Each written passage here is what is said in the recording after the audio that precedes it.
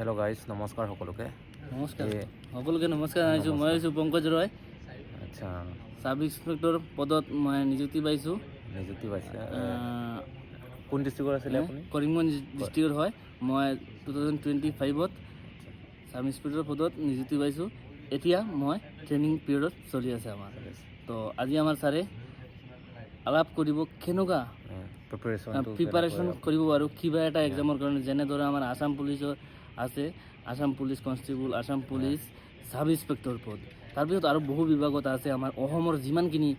আমাৰ competitive exam আছে, সেই এক্সামৰ কাৰণে কেনেকুৱা প্ৰস্তুতি ল'ব পাৰে, সেইটো অলপ আজি ডিছকাছ কৰিম। আপুনি মানে এডিআৰইউ কোৱালিফাই কৰিছিল নি? এডিআৰই হয়, মই এডিআৰই কোৱালিফাই কৰা নাই, মানে প্ৰিপাৰেশ্যন কৰিছিলোঁ, কিন্তু কিবা কাৰণতে মই এডিআৰই কোৱালিফাই কৰা নাই। তাৰপিছতে মই চাব ইন্সপেক্টৰ পদত ৰিটেন এক্সাম দিছোঁ, আৰু সেইটো এক্সামত মই পাছ কৰিছোঁ। আৰু তাৰপিছতে ফিজিকেল হ'ল, তাৰপিছতে ইণ্টাৰভিউ হ'ল, তাৰপিছতে আমি ইয়াতে ফাইনেলি কথাটো কেনেকুৱা ধৰণে মই অসমৰ, বিশেষ কৰি মই অসমৰ এক্সামৰ, অসম পুলিচৰ এক্সাম আৰু অসম পুলিচ কনষ্টেবল আৰু Assam police sub inspector exam কেনেকৈ কোৱালিফাই কৰিব। আৰু মই প্ৰথম কথাটো হৈছে যে আপোনাৰ এমটো একজেক্ট থাকিব লাগিব। যোনে কি কৈছে, কোনে কি কৈছে, সেইটো কথা বাদ দিব লাগিব, টোটেলি বাদ দিব লাগিব যে কোনে কি আছে। কোনে 5 বাৰ দিছে, কোনোবাই ক'ব 10 বাৰ দিছে, মই একো কৰা নাই, তই কি কৰি আছে, সেইটো একো কথা ভাবিলে নহ'ব। কিন্তু আপুনি লাগি যাওক আৰু আপোনাৰ লক্ষ্য স্থিৰ ৰাখক। আপোনাৰ কোনেও ৰখিব নাই, দম নাই কোনো, মানে আপুনি হ'বই হ'ব, এদিন না এদিন আপোনাৰ কোৱালিফাই হ'বই হ'ব, কোনে ৰখিব নোৱাৰে। সেইটো মোৰ যেনেকুৱা হৈছে, মই 4 বছৰ মানৰ পৰা প্ৰিপাৰেশ্যন চলাই আছিলোঁ। তো আজি মই অলপ আলোচনা কৰিম যে কেনেকুৱা, যে চিলেবাছটো কেনেকুৱা হয়। চিলেবাছটো হৈছে আমাৰ কি, যে অসমৰ এক্সাম দিবৰ কাৰণে আমাৰ মেইনলি কি লাগিব, আপুনি মেথছ জানিব লাগিব। মেথছ এনেকুৱা জানিব লাগে যে বেছিকৰ পৰা জানিব লাগে, যে ইমান বহুত বেছি টানো জানিব নালাগে, অলপ বেছিক লেভেল প্লাছ আমাৰ মডাৰেট লেভেল, এই দুটা লেভেলৰ আমাৰ কৰিব লাগিব। মেথছ যদি কোনোবাই যদি ভাবে মই মেথছ নকৰোঁ, নহ'লে মানে হৈ যাব, মেথছ নকৰিলে মই নোৱাৰোঁ, মই কেতিয়াও নহয়, এইটো ভাবি যোৱা। মেথছটো হৈছে স্ক'ৰিং মাৰ্ক, সেইটোৱে তোমাৰ আপুনি বুজি পায় যদি সেইটোৱে কমন পৰিব, আৰু সেইটোৱে দি আপুনি স্ক'ৰ কৰিব লাগিব। যদি ভাবিছে স্কিপ কৰি দিম, নহ'ব। একদম ডাইৰেক্ট কৈছোঁ মই, মোৰ যেনেকুৱা হৈছে যে মেথছত আপুনি যদি 30 মাৰ্ক আহে, 30 মাৰ্কত 30 মাৰ্ক স্ক'ৰ কৰিব পাৰিব, কিন্তু বেলেগত নোৱাৰে, কিন্তু কেতিয়াও নোৱাৰে। জিকে জেনেৰেল নলেজৰ ওপৰত আপুনি কেতিয়াও 100% মাৰ্কজনৰ পৰা জানিব বিচাৰিম, মানে মেথছটো ক'ৰ পৰা আৰম্ভ কৰিছিল, মানে প্ৰথম অৱস্থাত আপুনি মেথছটো মানে ক'ৰ পৰা আৰম্ভ কৰি মানে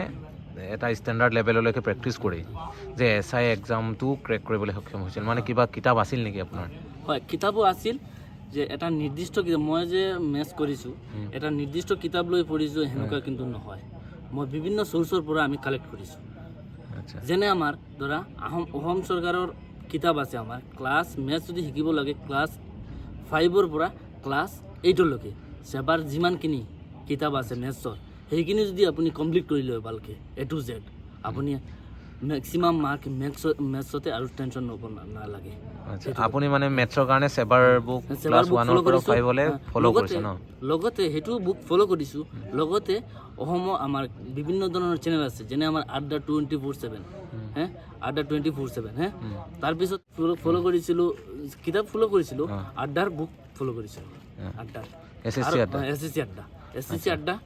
247ৰ কিতাপ ফ'ল' কৰিছিলোঁ। লগতে ইউটিউবত মই আৰু কেইটামান চেনেল ভাল চাই চিলেক্ট কৰিছিলোঁ, সেইটোৰ পৰা মই যিখিনি বুজি নাপাওঁ সেইটোৰ পৰা চিলেক্ট কৰি লৈছিলোঁ, সেইখিনি ভিডিঅ', সেইখিনি ক্লাছ, সেইখিনি বাৰে চাই আছোঁ। যেতিয়া বুজি নাপাওঁ তাতেই দেখি থাকোঁ। এনেকুৱা লাহে লাহে মই, আৰু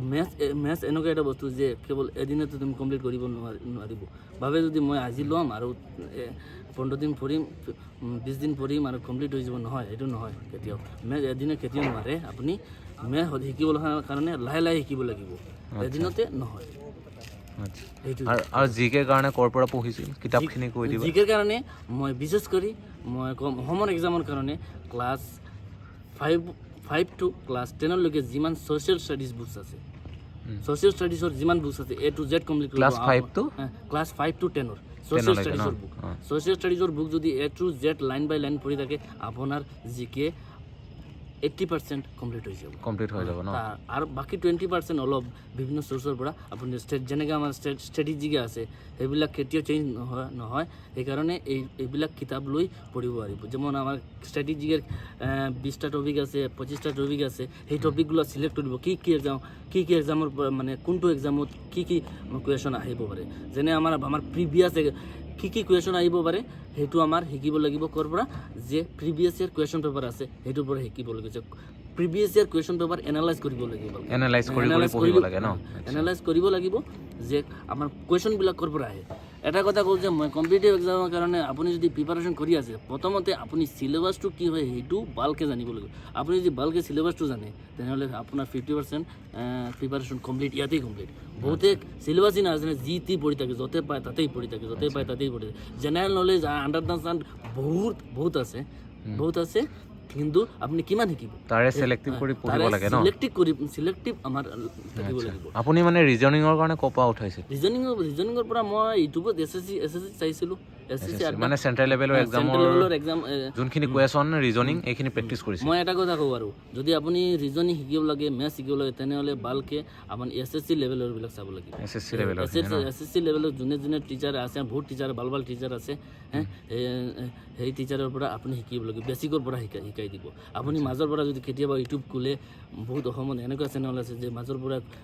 পঢ়াই আছে তো সেনেকুৱা বুজি আপুনি কেতিয়াও নোৱাৰে যেনেকৈ আমাৰ আছে আমাৰ প্ৰফিট এণ্ড লছৰ এটা চেপ্টাৰ সেই প্ৰফিট এণ্ড লছৰ চেপ্টাৰটো আপুনি A to Z ৰ পৰা কনচেপ্টটো বুজিব লাগিব কনচেপ্ট যদি বুজিলোঁ সেই কনচেপ্টটোৰ পিছত দৌৰিব লাগিব আপুনি যদি কুৱেশ্যনৰ পিছত দৌৰি নহ'ব কিন্তু সেই কুৱেশ্যন মেথছৰ কুৱেশ্যন কেতিয়াও কমন নপৰে কিন্তু লাগিলে 10টা মেথছৰ 10টা কুৱেশ্যন কৰক আৰু 10টা কুৱেশ্যনৰ ভিতৰত কিমান কনচেপ্ট ঢুকি আছে কি লাগিছে সেইটো কৰোঁতে সেইখিনি আপুনি ইংলিছৰ কাৰণে ক'ৰ পৰা পঢ়িছিল ইংলিছৰ কাৰণে আমি চাইছিলোঁ যে আড্ডা 247 আমি ফ'ল' কৰিছিলোঁ অসমীয়া চেনেল নে ইংলিছ চেনেল ইংলিছ চেনেল এইবিলাক এই মানে চেণ্ট্ৰেল গভৰ্ণমেণ্টৰ কাৰণে আৰু মই আমাৰ এটা 247ৰ এটা আমাৰ কিতাপ আছে সেইখিনি কিনিছিলোঁ আৰু সেই কিতাপৰ পৰা অলপ ৰুলছ আছে তাৰপিছত আপুনি ইউটিউবত যদি চাৰ্চ কৰি থাকে আড্ডা ইংলিছ গ্ৰামাৰ 120 ৰুলছ এনেকুৱা ৰুলছ আছে এই 120 বহুত চেনেল আছে এনেকুৱা যে 120টা ৰুলছ লিখাই দিছে এই 120টা ৰুলছ আপুনি ইউটিউবত মাৰিলেই পাই যাব 120 ৰুলছ এই 120 ৰুলছ যদি শিকি লয় আপোনাৰ অলমষ্ট গ্ৰামাৰ কমপ্লিট তথাপি 120 কৰিব নালাগে আপুনি অলপ চালেই হ'ব যে কোন টপিকটো লাগে আমাৰ সেই টপিকটো চাওক আমাৰ প্ৰিপজিশ্যন লাগে আপুনি প্ৰিপজিশ্যন ইউটিউবত মাৰি থাকক চাৰ্চ কৰি থাকক যে ক'ত আছে কোনজন ছাৰে আমাৰ ভালকৈ পঢ়াই আছে সেইজন ছাৰৰ পৰা যি ছাৰে ভাল পঢ়াই আছে সেইজন ছাৰৰ ভিডিঅ'টো আপুনি চিলেক্ট কৰি লওক আৰু সেইজনৰ পৰা আপুনি পঢ়ি থাকক এটা ভিডিঅ' বাৰে পঢ়িব লাগিব আৰু এটা কথা কি যে কম্পিটিটিভ এক্সামৰ কাৰণে এটা লাইন এটা পঢ়া যিমানখিনি পঢ়ি আছে সেইখিনি পঢ়া বাৰে পঢ়িব লাগে বহুত আছে আজি এটা পঢ়িছে আজি এটা টপিক পঢ়িছে কালি আৰু বেলেগ এটা টপিক পঢ়িছে পঢ়ি বেলেগ এটা টপিক পঢ়িছে নোৱাৰোঁ এইটো সেইজনে কিন্তু কম্পিটিটিভ এক্সাম কেতিয়াও ক্লিয়াৰ কৰিব নোৱাৰে এটা টপিকো পঢ়িব লাগে কিন্তু ভালকৈ পঢ়িব লাগে যে এনেকুৱা পঢ়িব লাগে যে কুৱেশ্যন যদি আহে আমাৰ এক্সামত তেনেহ'লে আমি যাতে ছেকেণ্ডৰ ভিতৰত ৰেছপঞ্চ কৰিব পাৰোঁ সেইটোত ৰেছপঞ্চ দিব পাৰোঁ সেইটোত সেইটো হৈছে কথা আপোনাৰ আৰু মনত থাকিব লাগে যে মই পাম চাকৰি এদিন আজি নহয় কালি হ'লেও মই পাম কোনে কি কৈছে মানুহে ক'ব কথা এই কাৰণতো সোমাব সেই বেলেগ আৰু এটা কাৰণত বাহিৰ কৰি দিব লাগে এইটো না সেইটো কথা এইটোৱেই আপুনি কেইবাৰ এটেম্পত পালে কিমান নম্বৰ এটেম্পত মই